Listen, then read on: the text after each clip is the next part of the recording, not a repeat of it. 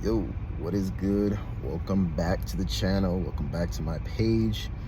So this video is going to be more about like improving. It's kind of like a character development type of video. I want to redevelop and recontextualize characters from anime series that I like, I love, and that these characters, I don't necessarily love them, but they have a lot of flaws in them. So I figured, why not create a video addressing how I would fix those flaws, how I would improve the characterization of this individual, and also how to make that character a little bit more relevant throughout the story.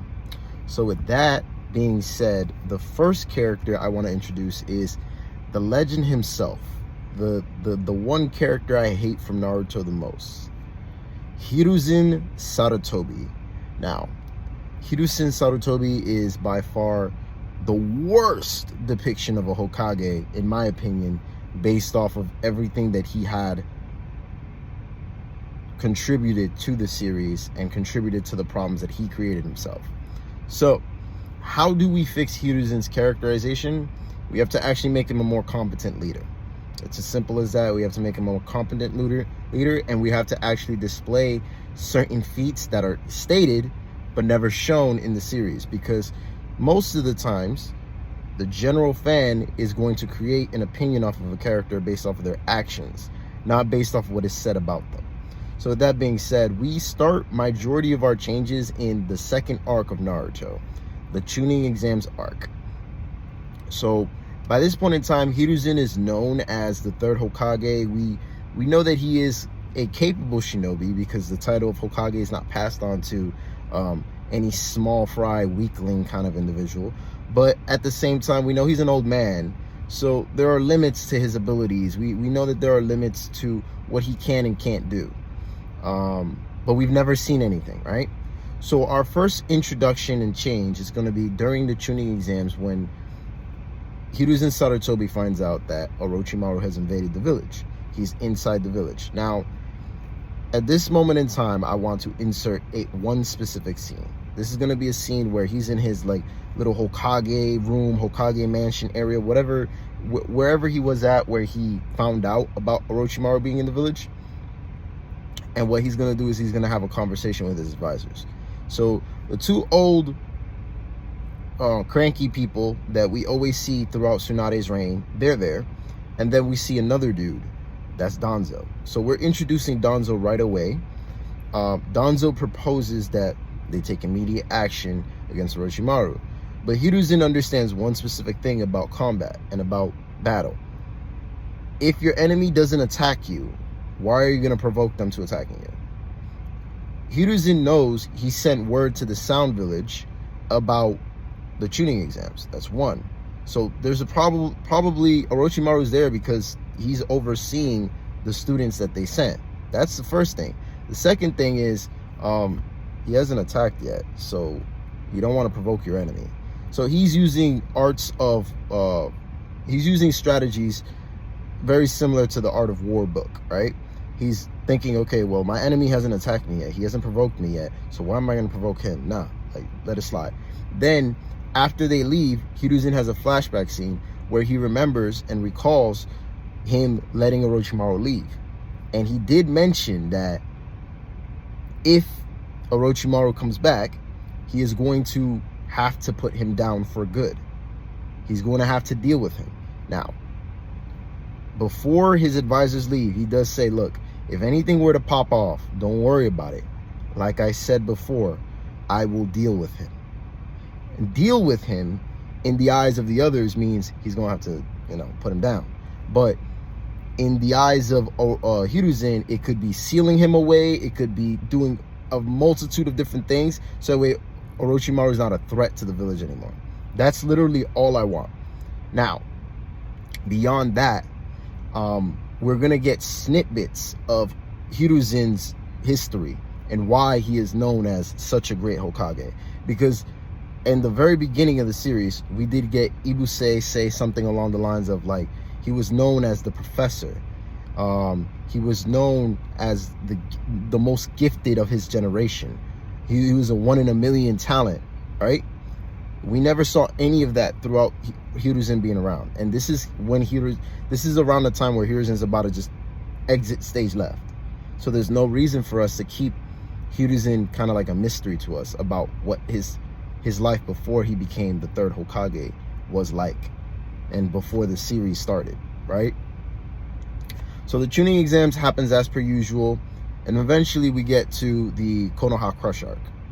During this arc, we're gonna have 3 changes. The first thing is Hiruzen is not going to seal away the first and second Hokage using the Reaper Death Seal. I think that was a very cheap way of making Hiruzen weaker than he actually is, and a lot less smarter than he actually is. He was known as a professor, so he should have a multitude of sealing jutsus and techniques that he can utilize to seal away the first and second Hokage without having to use the Reaper Death Seal. I think that's very important. The second thing is we're going to give Hiruzen a bit more power-ups and abilities that make sense, and on top of that, they also complement his reputation. So throughout the fight between Hiruzen and the first and second Hokage, Hiruzen is going to be, at the beginning, he's going to be complete back foot. He's going to be taking his time. He's going to be on the back foot. He's going to be using maybe like 5 to 10% of his chakra and stamina, just because there's no reason for him to use anything more than that. He's known as a professor. He's known as a gifted individual. He's known as the Hokage. He should be the strongest person out here. Now, don't get me wrong. I'm not saying that he's not going to have a dip in chakra and a dip in stamina later, but right now, the fight just began. Ain't no reason for him to be worrying about things. I want him to go through all 5 chakra natures. So he's using water style, he's using fire style. So when Tobirama uses water style, Hiruzen counters him with fire style. When the first Hokage, Hashirama, uses wood style, Hiruzen counters him with earth style. Like, it's like a back and forth, and they're constantly showing us, oh, he has a counter to every jutsu that they throw at him. Why? Because he's the professor. He knows jutsus like crazy. And then when he seals away Tobirama, we get a flashback scene where Hiruzen thinks back on when he avenged Tobirama's death against the Ginkaku and Kinkaku force. Now, this is what I believe should have been a part of the series. This is my own headcanon, but again, he should have actually fought against the Ginkaku and Kinkaku force. They took out his master. Why wouldn't he want to avenge it? Naruto did the same thing against Pain. So why wouldn't he be like, yo, it's time for me to go and avenge my master? And I'm thinking he went back to the village. He learned a whole bunch of jutsus. He mastered earth, water, fire, lightning, air, or light, water, or wind, right? And he became the professor. And he dominated the Ginkaku and Kinkaku force. He may have not defeated and sealed away or, gotten rid of Ginkaku and Kinkaku, but he got rid of most of their platoon, and they had to retreat. And they acknowledged him as the professor, because he literally said, I went back to my village and I mastered every jutsu in my village because of what y'all did to my master. I'm not letting y'all get away with this. And obviously, they may not have died against Hiruzen, but again, they feared him. They went back to their villages and they were like, yo, this guy Hiruzen, he's the real deal. And then all the other villages throughout that war were like, yo, let's go against Hiruzen. And they realized, oh yeah, no, he should have earned his name as the professor during the Second Great War or the First Great War. I forget which one Tobirama died, but whatever war Tobirama died in, he should have earned his nickname as the professor. Now, God of Shinobi, on the other hand, that should have been earned in the Second Great War, right? When he had to go out and flex, it's like, oh damn, we preserved peace for a couple years, but y'all gonna okay, I gotta flex myself now. That's when he earns the nickname God of Shinobi. But I believe that flashback would tie up a lot of things, and it would also put closure on Tobirama's storyline, or it would bring closure to Hiruzen, knowing that he avenged his master and he got one last round in with his master. Now, obviously, Tobirama was being mind controlled through the whole fight, which is why Tobirama and Hiruzen could match up very easily in that situation. Just because, again, Hiruzen's not that high. Now, remember what I said about his stamina, right? His stamina's waning. So now he has to take out Hashirama. He took out Tobirama so he can take out Hashirama. Takes out Hashirama. He's capable of sealing him. And then it's now 1v1. It's Hiruzen versus Orochimaru. Now is when he's going to use the Reaper Death Seal. But he has to work on it. He has to prepare himself for that jutsu. So he summons Enma, the Monkey King. And Enma takes over the fight and distracts Orochimaru long enough for Hiruzen to muster up more chakra and regain a little bit of his stamina. Throughout that entire time period, we introduced the new technique that I'm going to introduce to the series. Now, everybody knows about Sage Mode. We got Snake Sage Mode. We got the Byakugo Seal, which kind of has some kind of level of similarity to Hashirama Sage Mode. And then we have the Toad Sage Mode, right? Why can't we say that all the summonings have a Sage Mode? I would actually have liked it. Now, this Sage Mode would be a little bit different because he takes on the vision of his summoning, and he takes on the attributes of the summoning, which, you know, he has summonings of the monkeys, right? So he takes on physical attributes of the monkey. He looks more like a monkey. He has the eyes that glow, very similar to how Enma's eyes glow, right? And he's able to hear and see things and smell things very similar to what Enma's experiencing. So he's capable of conveying, like, it's basically like he's a puppet. It's basically like his summoning is a puppet for him, right? He's capable of conveying thing, and they share a line of vision, kind of like the Renegon, but not really, right? This has a time limit, of course, and it wanes on his chakra, but he's capable of utilizing that technique while he musters up more stamina. Eventually, Hiruzen gets into the fight, and we have a final blowout between Orochimaru and Hiruzen, and it's spectacular. At the end of the day, we get to the same exact conclusion where Orochimaru ends up living. Hiruzen sacrifices his life to seal away Orochimaru's arms, and we finally see the conclusion. And when we do, we kind of get an understanding as to why Hiruzen never could get rid of Orochimaru. He could never do the job. It's because he cared about him too much. He loved him too much. He loved Orochimaru as if he was his own son. And that was the main problem. There we go. We have a conclusion to that story, and we don't effectively make Hiruzen weaker. If anything, we make him stronger. We bolster his name as the professor. And later on in the series, when we get more information about the Second Great War, we give in flashbacks to why they called Hiruzen the god of shinobi. So through flashbacks, we're still getting Hiruzen to gain the recognition and the honor that he deserves as the third Hokage. This would clear up a lot of issues and inconsistencies with Hiruzen. And then on top of that, when it comes to later on introducing other characters like Danzo was always around. Danzo was always around. He was just in the shadows. That's all. He was always around. He was always there because we introduced him in the tuning exams. And that's exactly how you fix a character, because now you don't have to shift blame on everything for that Hiruzen did and enacted as Danzo. You could say Danzo was in the background layering things up. And I would even make a video about Danzo explaining how I would fix Danzo's character, because even Danzo's character is all messed up, right? But I think it's very, very important for people to see that Hiruzen has all these abilities and he has all this crazy thing. The problem was his age, right? I'm gonna tell you this, like, I'm pretty sure Tsunade and Orochimaru can still hang right now. And don't get me wrong, yes, they have hacks, but at the same time, Onoki was like 70 years old in the Fourth Great War, and he was still pushing it. He was still doing things.